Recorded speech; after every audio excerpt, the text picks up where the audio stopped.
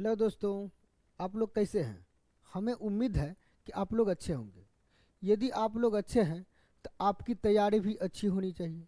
इसीलिए हम ALP technician maths 2024 2024 के लिए ये मैथ का मॉक टेस्ट लाए हैं फर्स्ट।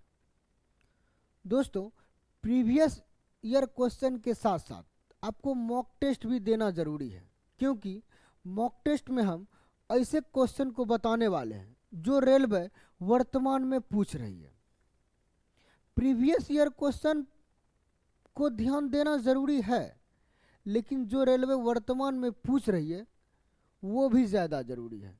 तो बीच बीच में आप लोग मॉक टेस्ट ज़रूर देखें। यदि आपके पास एक्स्ट्रा टाइम हो तो आप एलपी के अलावा एनटीपीसी का भी सेट देख लें, ताकि आपको यह पता चले कि अभी रेलवे जो क्वेश्चन पूछ रही है वो किस लेवल का है। आपका तैयारी और अच्छा हो जाएगा। देखिए दोस्तों, इस मॉक टेस्ट में हम उसी क्वेश्चन को लिए हैं जो आपके एएलपी एग्जाम में अधिक चांस है पूछे जाने का। देखिए कैसे क्वेश्चन है, और उसे बनाने का जो सबसे सही टेक्निक है वो भी हम सिखाएंगे।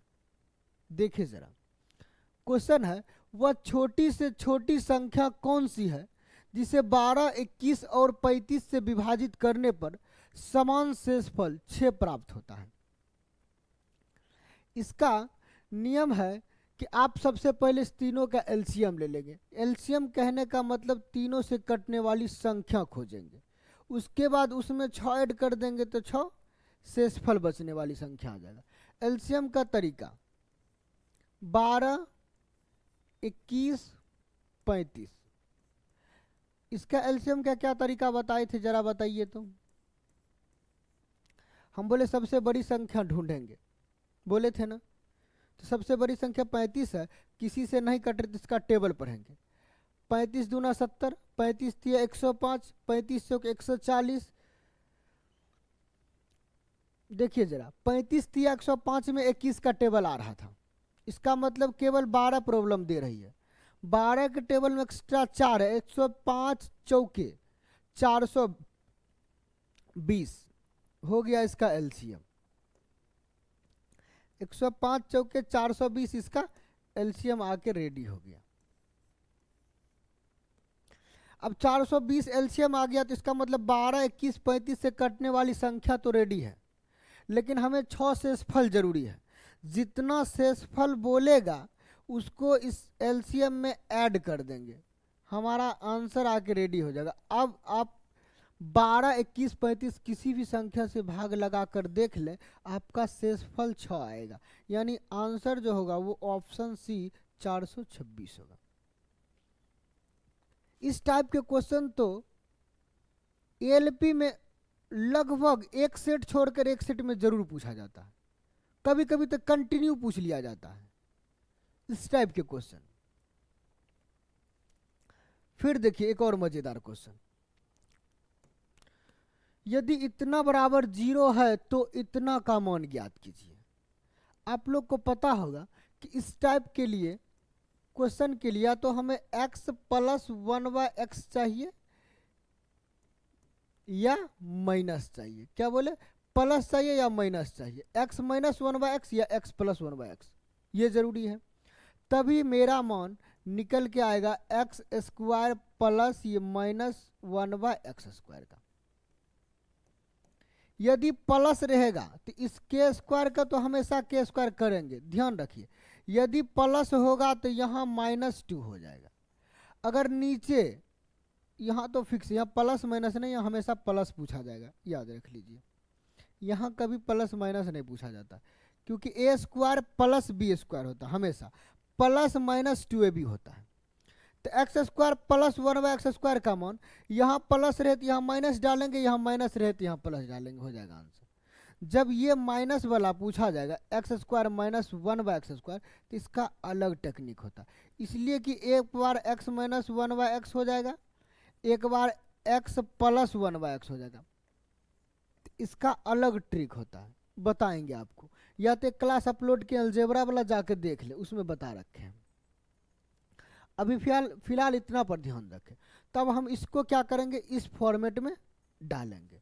आइए जरा देखिए, तो x से भाग देंगे तो मेरा 1/x के फॉर्मेट आ जाएगा ना। तो क्या करेंगे, x से भाग दे देंगे, यहाँ x से भाग दे, एक्स स्क्वायर में x से भाग देंगे तो कितना बचेगा, x बचेगा।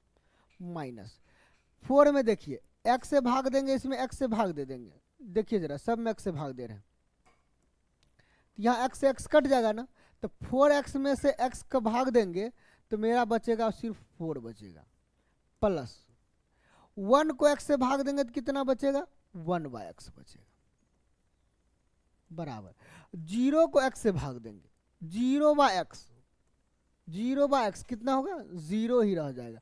0 को किसी भी संख्या से भाग दीजिए, उससे कोई मतलब नहीं, 0 रहेगा, या गुना कीजिए या भाग कीजिए।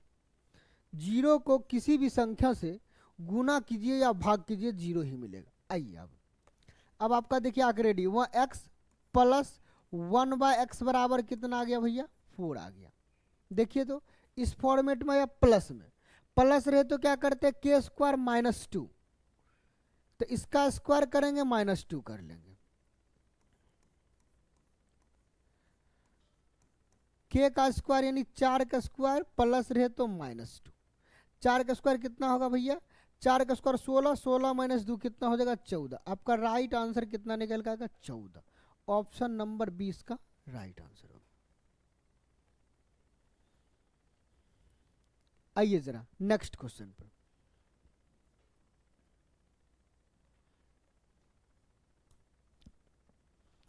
क्वेश्चन, यदि एक कमरे का आयाम 2 मीटर, 3 मीटर और 4 मीटर है, एक कोई कमरा है जिसका आयाम दिया है 2 मीटर, 3 मीटर, 4 मीटर, तो उस कमरे में 1/2 मीटर, 1/3 मीटर, 1/4 मीटर आकार के कितने घन रखे जा सकते हैं। इसका मतलब इसका आयतन निकाल लेंगे कितना है, और इस छोटे वस्तु का आयतन निकाल लेंगे कितना है, उससे भाग दे देंगे ना। लंबाई, चौड़ाई और ऊंचाई तीनों चीज जिसका रहता है उसका आयतन लंबा LVH होता है, लंबाई गुने चौड़ाई गुने ऊंचाई। तो इसका आयतन निकालेंगे तो कितना निकल जाएगा भैया, नंबर ऑफ क्यूब निकालना है ना, घनों की संख्या, नंबर ऑफ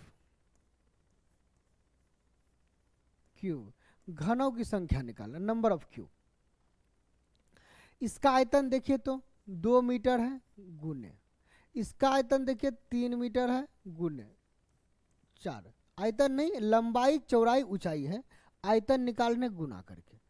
इसमें देखिए लंबाई चौड़ाई ऊंचाई तीनों गुना कर दी, 1/2 गुना 1/3 गुना 1/4, 1/2 गुने 1/3 गुने 1/4। चलिए आइए गुना कीजिए, 2 तिया 6, 6 चौके 24, ऊपर 24 आ गया। नीचे थोड़ा ध्यान दे, नीचे जो गुना में 1/4 है, ऊपर जाएगा तो क्या, नीचे यदि भाग है 1/2 तो गुना करेंगे तो 2 से गुना होगा, यानी ये नीचे वाला सारा संख्या ऊपर जाके गुना हो जाएगा। 3 दूना 6 चौके 24, 24 गुना 24 कितना होता है, 576। आपका राइट आंसर कितना होगा, 576 right answer. Option number A इसका राइट आंसर हो जाएगा। चलिए नेक्स्ट क्वेश्चन चलते हैं।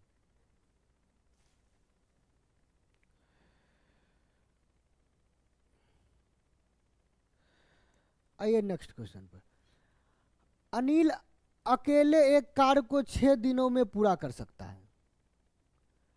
अनिल अकेले कार्य को 6 दिनों में पूरा कर सकता है और भूषण अकेले इसे 8 दिनों में पूरा कर सकता है। अनिल और भूषण ने चमन की सहायता से 3200 रुपये में कार्य किया। उन्होंने कार्य को 3 दिन पूरा किया, यानी 3 दिनों में पूरा किया। इस कमाई में चमन का क्या हिस्सा है, 3200 में चमन का हिस्सा। पहले देखेंगे कि चमन कितना यूनिट काम कर रहा है, यूनिट में निकालेंगे। तो जरा देखिए, अनिल अकेले काम को, अनिल जो है अकेले एक काम को कितने दिन में कर रहा है, तो 6 दिन में कर रहा है। भूषण इस काम को अकेले 8 दिन में करता है। जब तीनों आता है, अनिल, भूषण और चमन, जब तीनों आता है तो इस काम को पूरा करने में केवल 3 दिन लगता है। एलसीएम ले लीजिए जरा, 6, 8 और 3 का एलसीएम होता है 24। हो गया ना, 6 चौके 24, देखते जाइए, 6 चौके 24, 8 तिया 24, 3 अठे 24।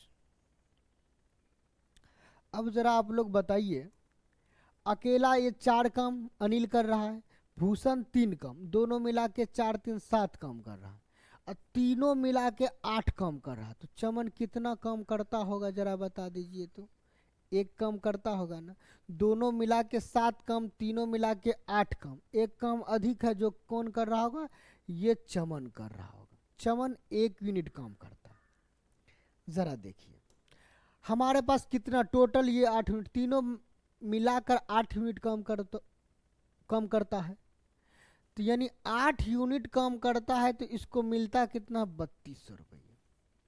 आप इस काम को इस पर भी लेके जा सकते हैं 24 यूनिट का, क्योंकि टोटल काम तो यहाँ 24 यूनिट आया है। आप सोचेंगे लेकिन हम रेशियो में एक ही दिन से बांट देंगे, समझे ना, एक ही दिन से बांटेंगे तो हम इसी रेशियो का यूज कर लेंगे। इसका भी करेंगे तो सही होगा, लेकिन फिर सबका ऑल काम निकालना पड़े, ऑल यूनिट्स।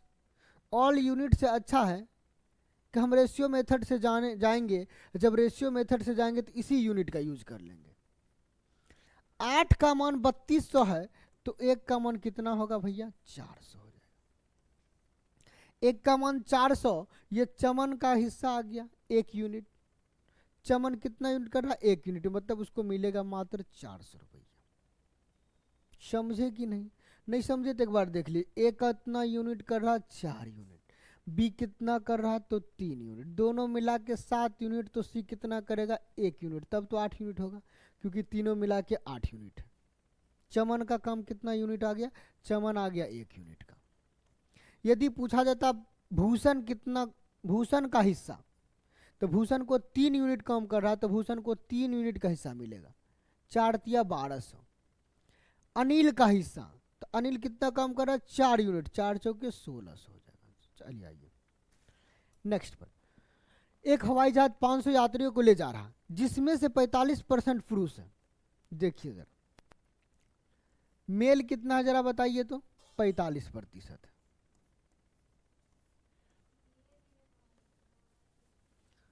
20% बच्चे हैं, चाइल्ड है, 20%।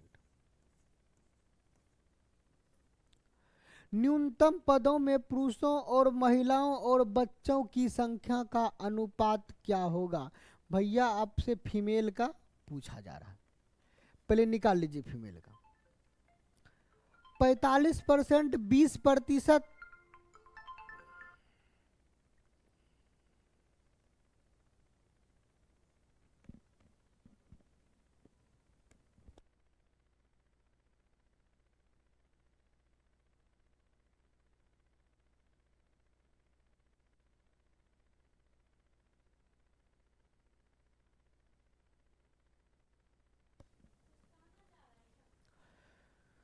चलिए फीमेल का निकाल लेते हैं। मेल हो गया, चाइल्ड हो गया, फीमेल पाते हैं। 45 + 20, 65%। 65% जब ये दोनों मिल के ला रहा था, टोटल कोई भी चीज 100% होता है ना, तो 100 में से 65 घटा दीजिए तो कितना मिलेगा, 35%। आ जाइए जरा, अब इसका अनुपात पूछ रहा था। अनुपात में मेल, फीमेल और चाइल्ड है। देखिए तो पहले अनुपात निकाल लेंगे, फिर लिखने सिखाएंगे। ये निकाल लीजिए, यहाँ 9 × 5 = 45, 5 × 4 = 20, 5 × 7 = 35। ये अनुपात है। 9:4:7 आप लोग आंसर नहीं लगा लीजिएगा, कहीं मिल भी सकता है। 9 4 7 अगर ये लगा देंगे तो ये गलत हो जाएगा। क्यों? क्योंकि हमें मेल, चाइल्ड, फीमेल का निकाला है। यहाँ हमने मेल, चाइल्ड और फीमेल का निकाला है, लेकिन हमसे पूछा जा रहा है male, female, child, male, female, child, मतलब 9 7 4, 9 7 4 ये आंसर होगा। मेल का 9, फीमेल का 7, चाइल्ड का 4। जो पूछा जा रहा है हम उसका आंसर देंगे, ना कि जो हम निकाले हैं। ये तो क्वेश्चन पढ़ के निकाल रहे थे ना। आइए जरा नेक्स्ट पर चलते हैं। यदि एक परिवार द्वारा उपभोग की जाने वाली किराने की वस्तु के मूल्य में 25% की वृद्धि होती है, तो उसके व्यय में कितने प्रतिशत की कमी होनी चाहिए ताकि इस किराने की वस्तु पर व्यय अपरिवर्तित रहे। कह रहा है कि एक परिवार में क्या कहता, उपभोग की जाने वाली किराने की वस्तु के मूल्य में, यानी कि कोई भी वस्तु का मूल्य सपोज डेट 25% बढ़ गया है। अब बोला उसमें कितना उपयोग में आप कमी करेंगे तभी ना खर्चा सेम होगा। तो बोल रहा वो उपयोग में कितना कमी करेंगे कि खर्चा मेरा उतना ही रहे। कुछ नहीं करेंगे, एकदम इजी है। 25% का फ्रैक्शन मान बता दीजिए। देखिए जरा 25% का फ्रैक्शन मान 1/4 होता है। और ये है क्या, मूल्य है, मूल्य है ना। तो मूल्य में 4 में 1 की कमी हो गया। मान लिया जाए 4 रुपया प्रति केजी कुछ था, अब क्या गया 25% की वृद्धि हो गया। वृद्धि मतलब प्लस, कमी मतलब माइनस। वृद्धि हुआ तो 4 से 1 वृद्धि हो गया, तब 5 रुपया प्रति केजी हो गया।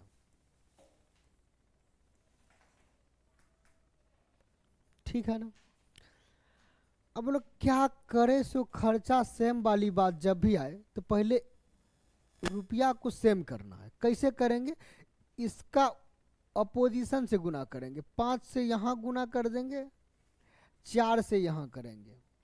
ये क्या रहता है, सपोज 4 रुपया प्रति केजी कोई चीज़ है तो सपोज डेट हम 5 केजी पहले खरीद रहे थे, तो 4 रुपया प्रति केजी 5 केजी खरीदेंगे तो 4 पचे 20। 5 रुपया प्रति केजी है तो 4 केजी खरीदेंगे तो 5 चौके 20। देखिए दोनों जगह क्या हुआ, खर्चा समान हो गया ना। अब सोचिए ये उपभोग के में कितने की कमी कर रहा है। तो पहले 5 केजी खाता था, तब 4 केजी खा रहा तो 1 केजी कम। कितना कम खा रहा तो 1 केजी कम। जितना कम खाएगा उसको ऊपर लिखेंगे, किससे कम खा रहा, पहले 5 अब 4 खा रहा, 5 से कम हुआ ना। 5 से कम तो उसको नीचे गुना 100 काटेंगे तो कितना आएगा 20/25, यानी 20% क्या होगा, उसका उपभोग कम हो गया। मतलब यूज जो है, कोई भी चीज खा रहा था तब 20% उसमें कम खाना पड़ेगा, या 20% कम उपयोग करना पड़ेगा। जो भी बात आप मन में ले सकते हैं। कोई दिक्कत है क्या। आइए नेक्स्ट पर। एकदम इजी क्वेश्चन था। किसी राशि पर 10% की दर से 2 वर्ष के चक्रवृद्धि ब्याज और साधारण ब्याज के बीच अंतर 50 रुपये है, तो राशि क्या होगा। इसका एक फॉर्मूला होता है, देखिए याद रख लीजिए। ये होता अंतर D/P, अंतर बाय मूलधन बराबर R/100⁻²। ये केवल 2 वर्ष के लिए लागू होता, 3 वर्ष के लिए अलग फॉर्मूला है। हम एक प्रैक्टिस सेट करवाते थे ALP का, जब mix set ALP technician NTPC group D RPF सब के लिए, तो उसमें एक क्वेश्चन हम लाए थे आपके लिए। तो बीच बीच में हम लाएंगे 3 वर्ष का भी, टेंशन ना ले। सबसे ज़्यादा रेलवे 2 वर्ष की पूछती है, SSC में 3 वर्ष का ज़्यादा पूछा जाता है। उसमें भी 2 वर्ष का सबसे ज़्यादा पूछा जाता है, लेकिन उसमें रेलवे से ज़्यादा 3 वर्ष वाले अंतर पूछे जाते हैं। रेलवे में कभी कभी मिलता है, इसलिए कभी कभी आपको बता दिया जा रहा है। चलिए अंतर देखिए तो डी कितना अंतर आप बता दीजिए। अंतर पूछ रहा है क्या, नहीं अंतर दिया हुआ, ये 50 रुपया अंतर दिया है। पूछ क्या रहा, मूलधन किसी राशि पर, मतलब मूलधन पूछ रहा, बराबर रेट कितना दिया, रेट ऑफ इंटरेस्ट 10%।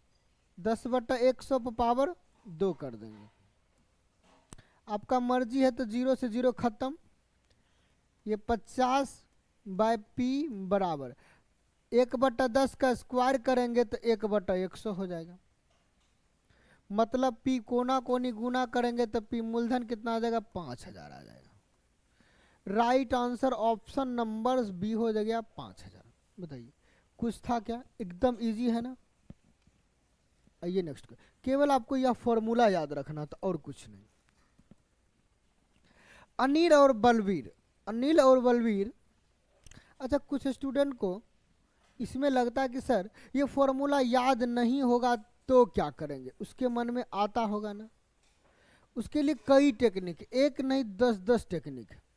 एक छोटा सा एग्जाम्पल और टेक्निक बताए तो मज़ा आ जाएगा। देखिए ज़रा, इसको मिटा दे, क्या मिटाए?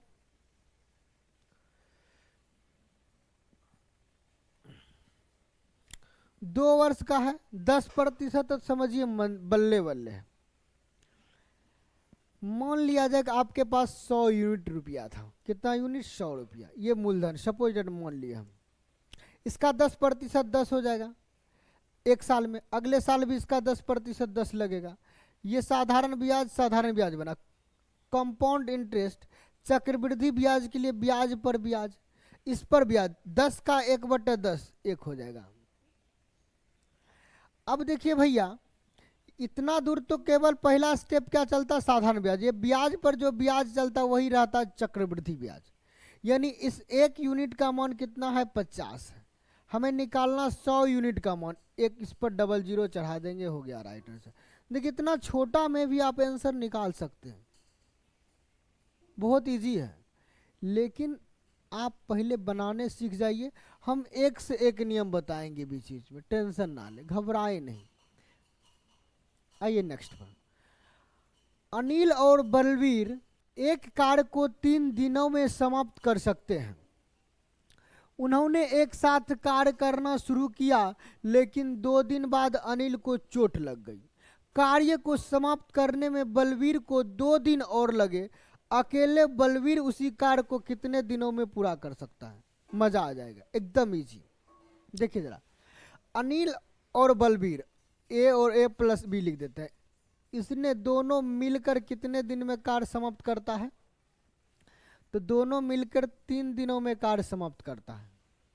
उन्होंने एक साथ कार्य शुरू किया, लेकिन 2 दिन बाद। अच्छा, एक साथ 2 दिन काम कर लिया। ये एक साथ अनिल और बलवीर एक साथ कितने दिन काम किया? 2 दिन। तो अब इसका काम बचा कितना है? Remaining work. अनिल और बलवीर का रिमेनिंग वर्क 1 दिन का है। हम समझाने के लिए इतना लिख रहे हैं, आप इस बात को मन में रखें। चोट लग गई। कार्य को समाप्त करने में बलवीर को 2 दिन लगा। अब देखिए, अनिल को चोट लग गया। किसको? अनिल को। अब इस कार्य को करने में बलवीर को कितना दिन लगा? तो 2 दिन लग गया। अकेले बलवीर उसी कार्य को कितने दिनों में पूरा कर सकता है? यानी पूरे काम को बलवीर अकेले कितना दिनों में पूरा कर सकते हैं? अब देखिए, ए प्लस बी का 3 दिन का काम है ना। ए प्लस बी के 1 दिन के काम को 2 दिन में कर रहा। तो 3 दिन के काम को जरा बताइए बलवीर कितना दिन में करेगा? तो बोलेंगे 1 दिन का काम 2 दिन में करता है, तो 3 दिन का काम 6 दिन में करेगा। आपका right answer option number C हो जाएगा। बताइए जरा, मजा आया कि नहीं आया? एकदम है ना इजी। आइए नेक्स्ट क्वेश्चन। मनोविज्ञान में उत्तीर्ण होने के लिए एक छात्र को 20% अंक चाहिए। पास होने के लिए 20% अंक चाहिए, तो उसने 10% अंक प्राप्त किए और 20 अंकों से उत्तीर्ण रहा, फेल हो गया। जरा देखिए, इसे चाहिए पास के लिए कितना? 20%। इसने लाया कितना भैया? 10% लाया। अब 10% लाया तो 20 अंकों से फेल हो गया। यानी पास होने के लिए इसे 20 अंक और जरूरी था। यदि 20 अंक और लाता तो ये पास हो जाता। ये पास होने के लिए कितना प्रतिशत इसे जरूरी है? 10%। देखिए जरा, 10% अंक ला लिया है, तो 10% और लाएगा तब 20% पास होगा।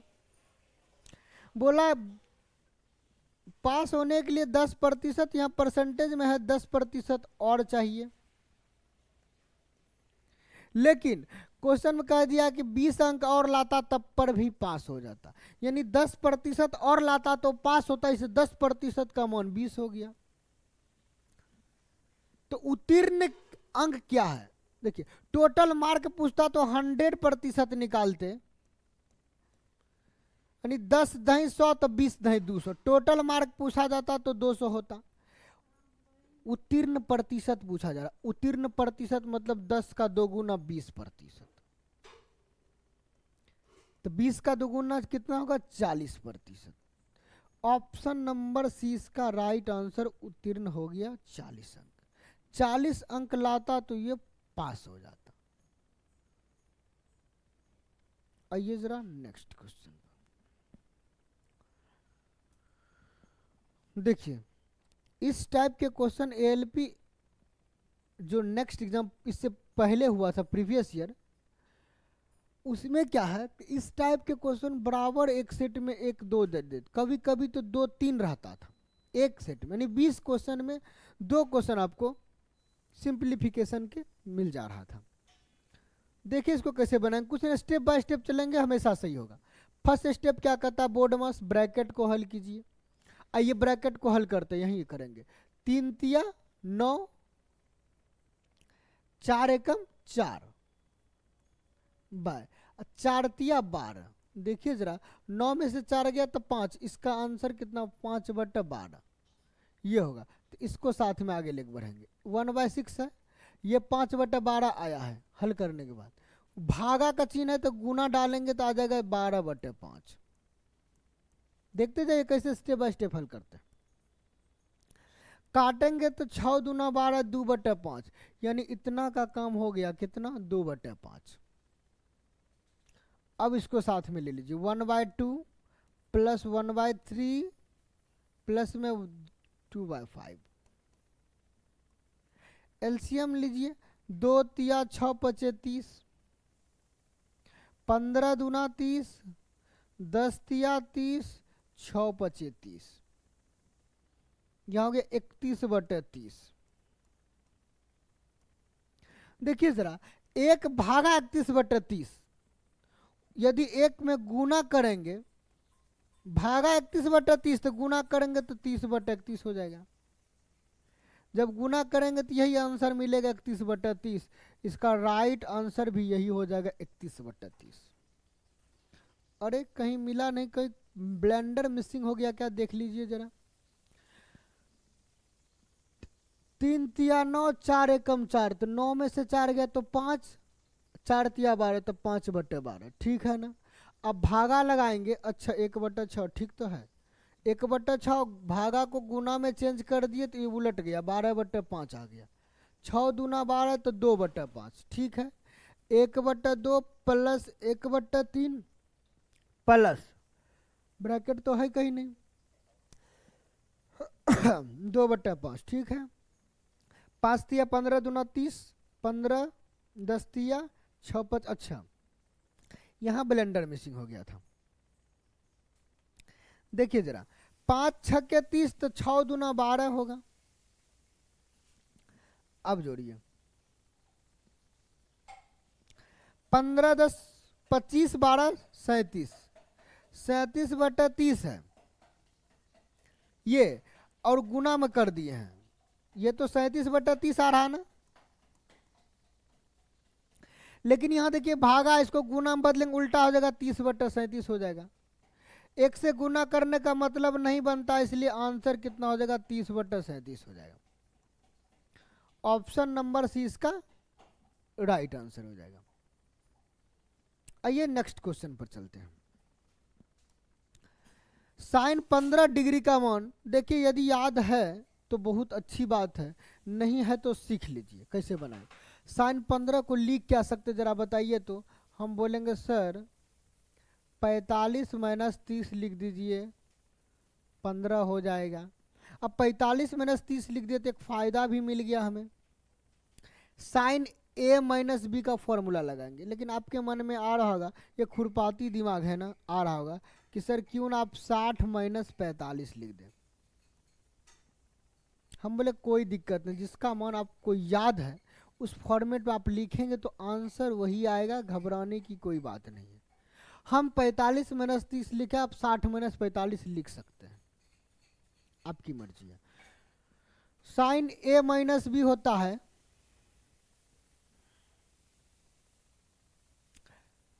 साइन ए माइनस बी होता है साइन ए यानी sine 45 degree into cos B cos 30 degree, minus है तो माइनस कॉस ए यानी cos 45 degree into sine B sine 30 degree.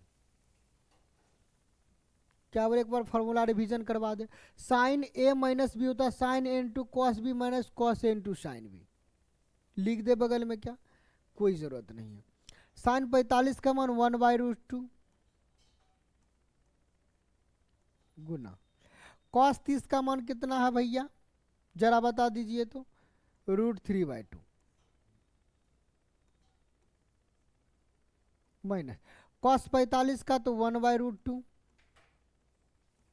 Sign 30 का हो जाएगा 1/2। एलसीएम ले लेंगे, गुना कीजिए, रूट ऊपर हो जाएगा √3/2√2 माइनस ऊपर 1/2√2। अब तो समझ में आ गया होगा कि आप एलसीएम लेंगे 2√2 2√2, दोनों जगह सेम रहे तो प्लस रहे तो प्लस के साथ, माइनस रहे तो माइनस के साथ केवल सटा देना है।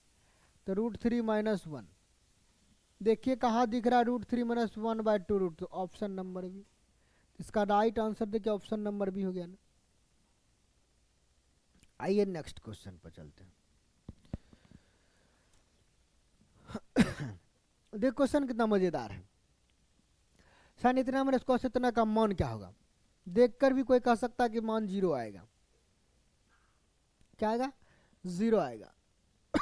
देखिए कैसे, किसी एक को चेंज कर लेंगे, किसी एक को चेंज कर लेंगे। तरीका यह है, यदि साइन का कॉस, टेन का कॉट, सेक का कोसेक, रिलेशन कैसा रहे याद रख लिया आप लोग। यदि साइन का कॉस के साथ यहां रिलेशन बने माइनस में, टेन का कॉट के साथ, इस टाइप में कहीं भी क्वेश्चन रहे, सेक का कोसेक के साथ, इसका पेयर उल्टा पुल्टा जैसे भी रहे, सबसे पहले एंगल जोड़ लेंगे। इस दोनों का सम योगफल यदि 90 मिल जाएगा इस दोनों का योगफल कितना मिल जाएगा, यदि 90 मिल जाएगा तो समझ लीजिए आपका आंसर, घटा रहेगा तो 0 आ जाएगा आराम से, तो 0 लगा सकते हैं। ये ट्रिक है, बाकी हम प्रोसेस से सिखा रहे हैं। एक को चेंज कर लीजिए, साइन देखिए कैसे बदलते हैं, 90 माइनस थीटा यानी कॉस 90 माइनस। जब आपको प्रॉब्लम हो चेंज होने में तो इसको लिख सकते हैं ना, साइन थीटा को कॉस 90 माइनस थीटा, तो लिख देंगे कॉस 90 माइनस थीटा, थीटा का जगह कितना 45 डिग्री प्लस ए। अब जरा आप ही लोग बता दीजिए, कॉस 90 माइनस थीटा कितना होता है, साइन थीटा होता है ना, चेंज कर दिए ना। आइए सर, माइनस कॉस ये 45 डिग्री माइनस ए ऑलरेडी है। जब आप देखेंगे तो पता चलेगा 90 में से 45 घटेगा तो कितना हो जाएगा, 45 हो जाएगा। बाहर माइनस तो प्लस माइनस कितना माइनस हो जाएगा। देखिए एंगल सेम आया और दोनों जगह कॉस है तो घट के कितना होगा भैया, जरा बता दो तो। कॉस 45 डिग्री माइनस ए माइनस कॉस 45 डिग्री माइनस ए, मतलब घट के कितना आने वाला, मिलने वाला जो है वो लड्डू है। आइए नेक्स्ट क्वेश्चन पे चलते हैं। ये क्वेश्चन कितना मजेदार है। निम्नलिखित में से कौन एक परिमेय संख्या नहीं है। ध्यान रखें, जब भी रूट में पूछा जाए, जो रूट से बाहर होगा वह परिमेय संख्या, जो नहीं होगा वो अपरिमेय संख्या। कंडीशन ये समझ में आ गया ना।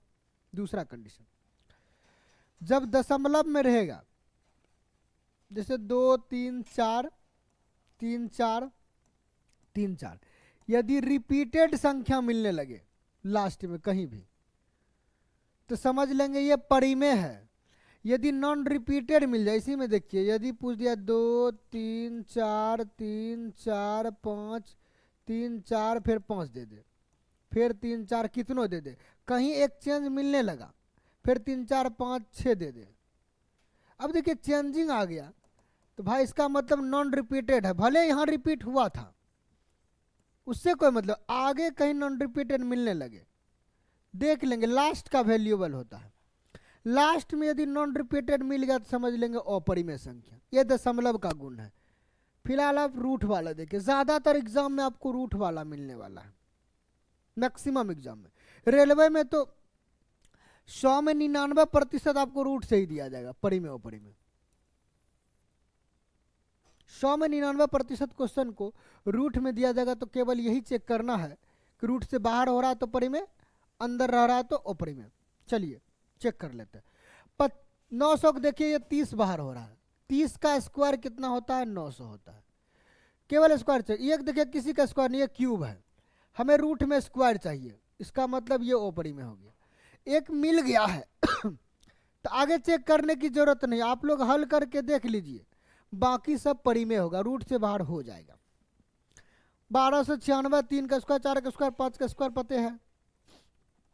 आइए जरा, यदि एक परिमेय संख्या का हर 2 पर पावर n और 5 पर पावर m के रूप में है, जहां n और m ऋणोत्तर पूर्णांक है, तो संख्या का दशमलव प्रसार क्या होगा, तो बच्चा भी जानता है कि शांत होगा। देखिए हर का फैक्टर चेक करना है, किसका, हर का। हर का फैक्टर में यदि 2 पर पावर m या तो 5 पर पावर m होगा, या दोनों मिलेगा, 2 पर पावर m गुने 5 पर पावर n के रूप में मिलेगा, उल्टा कोई मतलब नहीं है। ये जरूरी नहीं पावर n ही रख दीजिए, कोई दिक्कत नहीं है, ये मतलब नहीं बनता है, ये अपना मर्जी है। या तो अकेला 2 मिलेगा 2 पर पावर, या अकेला 5 पर पावर मिलेगा, या दोनों रहेगा मल्टीप्लिकेशन में, तो समझ लेंगे दशमलव शांत है। क्या है, शांत दशमलव, यानी कहीं न कहीं जाके कटने के बाद रुकेगा। जैसे 7 है या 17 है, इसको 2 से भाग देंगे तो देखिए कहीं न कहीं जाकर रुकेगा, 8.5 होगा। लेकिन 17 को 3 से भाग दीजिए, ये कहीं रुकेगा नहीं, पॉइंट के बाद चलते रहेगा, रुकने वाला नहीं है। अशांत, अशांत मतलब वो शांत रहेगा ही नहीं। तो आपको समझ में आ जाना चाहिए, यदि फ्रैक्शन हर का फैक्टर 2 पर पावर के रूप में रहेगा, या 5 के पावर, या दोनों के पावर में रहेगा, तो शांत होगा। उसके अलावा कुछ भी मिल जाए, देखिए जरा एक बार बता देते हैं। 71 है, 71 है ना, इसको यदि 2 गुना 5 के स्क्वायर गुना 3 ऐसा फैक्टर वाले संख्या से भाग देंगे तो दशमलव अशांत होगा, क्योंकि 2 5 तो ठीक बात है, एक्स्ट्रा में ये 3 दिख गया। 2 और 5 के अलावा कुछ भी दिख जाए, भले अकेला रहे या साथ रहे, इसके अलावा कुछ भी दिख जाए, समझ लेंगे ये चोर है। चोर मतलब शांत नहीं, अशांत है। याद हो गया ना। आइए नेक्स्ट क्वेश्चन।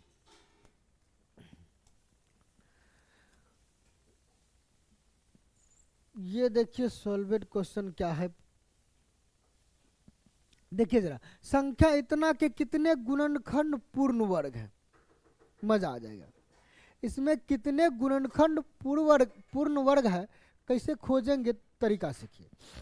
लास्ट में 00, इसका मतलब 100 रहता है ना, तो इसका मतलब ये फैक्टर हो गया 2 पर पावर 2, जितना 0 पावर उतना रखेंगे। 2 0 तो 2 पर पावर 2 गुना 5 पर पावर 2, इसका फिक्स रहता फैक्टर। 3 0 रहता तो 2 पर पावर 3 गुना 5 पर पावर 3, लेकिन इसका अलग रहेगा। 216 का फैक्टर पहले कर लीजिए।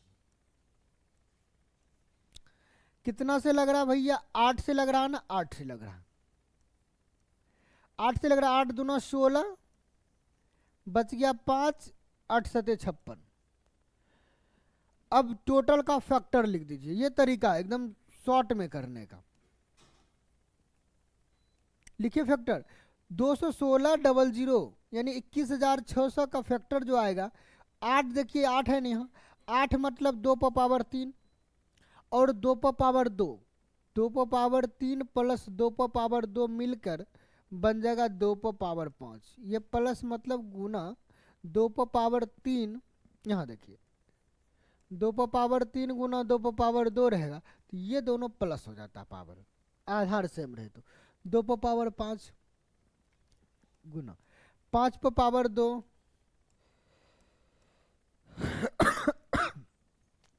27 को लिखेंगे 3 पर पावर 3। अब देखिए मजा आएगा। अब इसमें पूछा कितने पूर्ण वर्ग है। पूर्ण वर्ग मतलब स्क्वायर, स्क्वायर के फॉर्म में क्या क्या आ सकता है। जरा देखिए 5 का स्क्वायर रहेगा तो ये स्क्वायर पूर्ण वर्ग हो गया, एक फैक्टर। अच्छा, हर में एक फैक्टर तो एक फिक्स है कि ये पूर्ण वर्ग होगा ही, कोई शक नहीं है। एक किसी भी संख्या का गुणनखंड होता है। चलिए 5 के स्क्वायर के अलावा देखेंगे तो इसको जोड़ा लगाना पड़ेगा, तो 5 के स्क्वायर के साथ आएगा एक बार 3 का स्क्वायर। स्क्वायर में हमेशा स्क्वायर लाएंगे, या स्क्वायर से अधिक होगा तो काम चलेगा, लेकिन जोड़ा में 5 का स्क्वायर में यदि गुना कर देंगे 2 का स्क्वायर से, तब पर भी काम चलेगा, क्योंकि 3 पर पावर 3 नहीं, जोड़ा में आएगा जब भी पावर आएगा तो 5 के स्क्वायर में फिर 2 पर पावर 2 से गुना करेंगे, तब पर भी काम चल जाएगा। देखते जाइए, सीख लीजिए। अब आ जाइए फिर 5 के स्क्वायर, इसको हमेशा पकड़ के रखना, छोड़ना नहीं है गुने में। चलिए पहले लास्ट में इसको फिर पकड़ा जाएगा। 3 पर पावर, देखिए 3 पर पावर 2 अकेला रहेगा, तब पर भी पूर्ण वर्ग बनेगा। 3 पर पावर यदि 2 इसके साथ रहेगा 2 पर पावर 2 और 2 पर पावर 4। 3 पर पावर 2 गुना 2 पर पावर 4, तब पर भी फैक्टर बनेगा। फिर देखिए अब 2 पर पावर 2 को लीजिए, 2 पर पावर 2 अकेला भी बनेगा, 2 पर पावर 2 अकेला भी बनेगा। अब 2 पर पावर किसके साथ आएगा, जब भी आएगा तो तीनों, दोनों के साथ तो सब चल गया है, अकेला बचा होता लिख दिए। 2 पर पावर 5 के फॉर्मेट में लिखा गया, 3 के फॉर्मेट, अब तीनों वाला आएगा क्योंकि दोनों के साथ ले लिए हैं।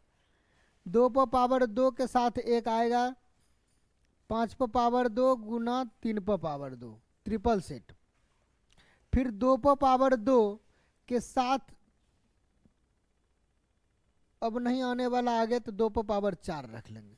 इसके साथ क्या आने वाला है, 5 पर पावर 2 गुना 3 पर पावर 2। देखिए तो और कुछ दिख रहा क्या, फिलहाल तो नहीं लग रहा, काउंट कीजिए। देखिए 1 2 3 4, अरे 3 4 5 6 7 8 9 10 11, और कुछ छूट गया क्या, 2 पर पावर 4 छूटा हुआ है, अकेला नहीं लिखे हैं। 11 1 12, 2 पर पावर 4 छूटा हुआ, तो ये अकेला नहीं लिखा गया है, छूट गया है। ये दे, अब काउंट कीजिए 12 हो जाएगा। 1 2 3 4 5 6 7 8 9 10 11 12, यानी ऑप्शन नंबर 20 का राइट आंसर हो जाएगा। पूर्ण वर्ग होने के लिए पावर 2 चाहिए। देखेंगे पावर 2 का मल्टीप्लिकेशन कहाँ कहाँ है, सिर्फ उसी संख्या को लिखना है।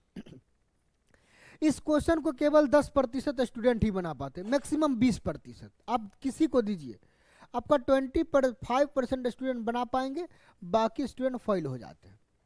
देख लीजिए, ट्राई मार लीजिए आप।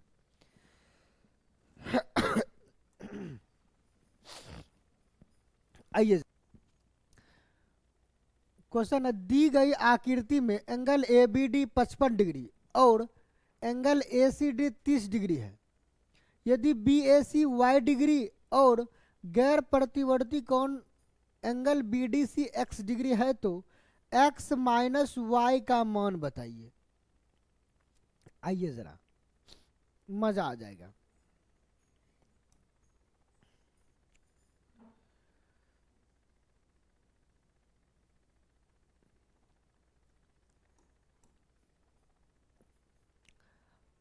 ए बी डी कितना 55 डिग्री है, ए बी डी ये कितना भैया 55 degree.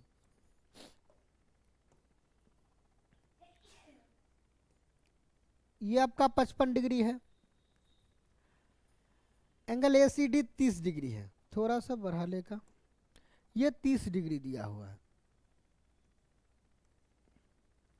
B A C Y degree, B A सी ये आपका कितना है वाई डिग्री है। और गैर प्रतिवर्ती कोण B D C X degree है। बी डी सी गैर प्रतिवर्ती कहने का मतलब ये बाहर वाला कोण दिया है। प्रतिवर्ती होता जो 180 से बड़ा होता है, गैर प्रतिवर्ती मतलब 180 से छोटा, यानी बाहर की कोण दिया x डिग्री। तो x माइनस वाई का मान क्या होगा ये देखना है। आइए जरा,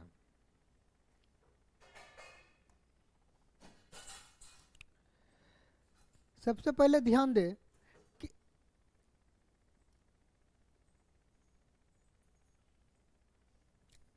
कि x माइनस वाई यानी x और y निकलेगा कैसे। चार भुजा का है तो चतुर्भुज है, ठीक है। हमें ये बाहरी कोण चाहिए, तो बाहरी कोण कितना हो जाएगा भैया, ये बाहरी कोण 360 माइनस एक्स हो जाएगा। ये कोण आपका कितना हो जाएगा 360 माइनस एक्स, कोई शक नहीं। चारों कोणों का सम कितना हो जाएगा 360 डिग्री।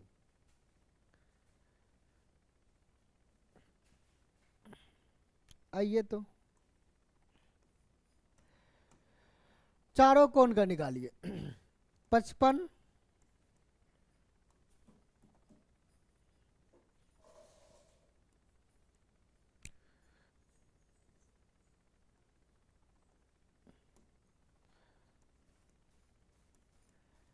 प्लस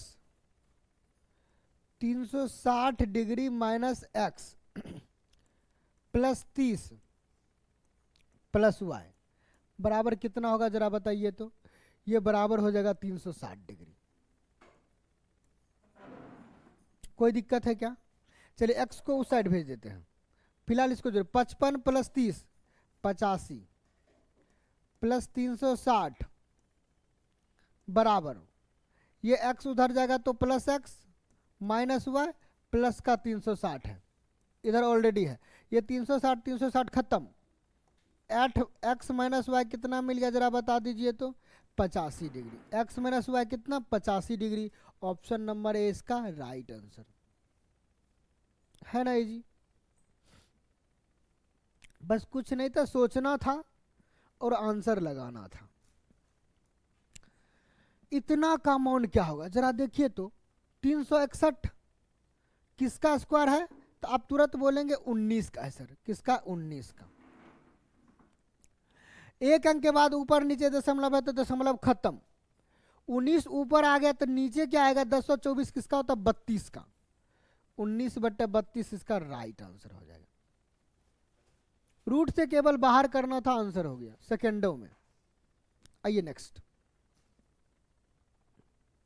ये देखिए मजा आ जाएगा। दिया गया वृत्त आरेख का एक कॉलेज के विभिन्न संकायों में प्रवेश लेने वाले विद्यार्थियों की संख्या को दर्शाता है। कला संकाय में कुल विद्यार्थियों का कितना भाग प्रवेश लेता है। कला संकाय में कुल विद्यार्थियों का कितना भाग प्रवेश लेता है, तो पहले टोटल स्टूडेंट निकालेंगे है कितना, टोटल जोड़ लीजिए। 12 10 22 22 3 25 25 11 36 टोटल है कितना, टोटल स्टूडेंट 3600। कला में कितना देखिए, कला ये डार्क वाला है, सबसे डार्क ये है ना, ये कला हो जाएगा। कला में है कितना 1200। देखिए पूछ क्या रहा, कितना भाग कहने का मतलब छोटा वाला कला वाला ऊपर आएगा, कला में कितना भाग 3600 नीचे लिखेंगे काट दिया जाए, 12 तिया 36, 1/3 इसका राइट आंसर। कुछ था क्या, है ना इजी। बस टोटल देखना था, जोड़ देना था, कला में कितना तो इस फिगर से देखना है। हल्का डार्क वाला है तो 650, कला वाला देखिए हल्का डार्क वाणिज्य है, कला वाला फुल डार्क कितना है 1200। एकदम राइट आंसर, कुछ नहीं, एकदम इजी है। आइए नेक्स्ट पर। किसी बहुभुज के बहिष कोणों का योग हमेशा याद रख लीजिए, फिक्स होता है 360 डिग्री। बहुभुज कितना भुजा का है ये मायने नहीं रखता है, याद रखने का तरीका बता सकते हैं। सबसे बड़ा बहुभुज अगर दुनिया में लिया जाए वो वृत्त बनेगा। जब सबसे अधिक भुजा n का मान अनंत दिया जाए वो लास्ट में कहीं ना कहीं वृत्त बन सकता है। और वृत्त के बाह्य कोणों यानी total angle sum of all angles का मान कितना हो जाएगा 360 degree. Sum of all exterior angle यानी बाह्य कोणों का योगफल, यानी किसी भी बहुभुज के बाह्य कोण की मान पूछ दिया जाए हमेशा आंख बंद कर लेना और 360 लगाना है। नेक्स्ट, दो भार 27 केजी और 108 ग्राम का अनुपात। देखिए आपको ऑप्शन एग्जामिनर इस टाइप के क्वेश्चन देते हैं तो आपको ऑप्शन ए में ही आपको दे देगा 1:4। स्टूडेंट क्या करता है केजी और ग्राम में ध्यान दे नहीं पाता है, जब कंपेयर होता तो सेम में होगा, केजी से तो केजी में, ग्राम से तो ग्राम में। वो फटाफट इसको काटता 27 से कम 27, 27 से 108 1:4 मार देता है, जो कि क्या परिणाम मिलता है जाके एग्जाम में 1 नंबर कटा के आता है, 1 नंबर। बाद में पछताता है मैं क्या कर दिया, जाना हुआ क्वेश्चन भी गलत करके आया। वो जब आप प्रैक्टिस करने में इस बात का ध्यान नहीं देंगे तो आपके एग्जाम में गलती होगा, इसलिए प्रैक्टिस जरूरी होता है। सेट प्रैक्टिस इसीलिए जरूरी है, आपका हमेशा 2 4 5 नंबर आवश्यकता से अधिक आएगा, नॉलेज से अधिक प्रैक्टिस सेट में। आइए जरा, 27 केजी है तो केजी को ग्राम में बदल लेंगे, कंपेयर करना अनुपात की बात है तो ग्राम में बदल लेंगे, मेरा क्या जा रहा। आइए जरा, 1 केजी 27 केजी है भैया और अनुपात पूछ रहा 108 ग्राम। क्या करेंगे, 27 केजी को ग्राम में बदलने के लिए 1000 से गुना किया जाता है, तो ऐसा गुना कीजिए कि अलग कर लीजिए, कोई दिक्कत नहीं। ये ग्राम में चेंज हो गया, अनुपात ये ग्राम में ऑलरेडी दिया हुआ। अब देखिए ग्राम से ग्राम खत्म, 27 से कट जाएगा 4 बार में, ये तो ठीक था, लेकिन 4 से ये कटेगा 250 बार में। आपका जो राइट आंसर आएगा वो 250:1 ऑप्शन नंबर डी हो जाएगा।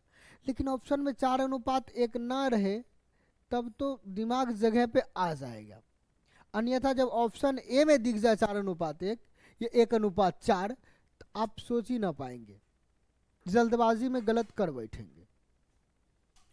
ऐसा नहीं कि आप में से सभी, कुछ स्टूडेंट है जो जल्दबाजी में गलती करते हैं। कभी कभी सेट लगाते होंगे तो आपको भी अनुभव होगा कि अरे यार मैं तो ये क्वेश्चन जान रहा था, फिर हमसे गलती कैसे हो गया, फिर पता चला होगा ये हड़बड़ की पहचान है। तो दोस्तों आप लोग को यह वीडियो कैसा लगा, यदि अच्छा लगा तो लाइक कमेंट्स करके वीडियो को अधिक से अधिक शेयर करें, ताकि जिसका भी एग्ज़ाम नज़दीक आ चुका है, जो भी फॉर्म डाले हैं, वो इन वीडियो को देखकर अधिक से अधिक लाभ उठा पाए। धन्यवाद।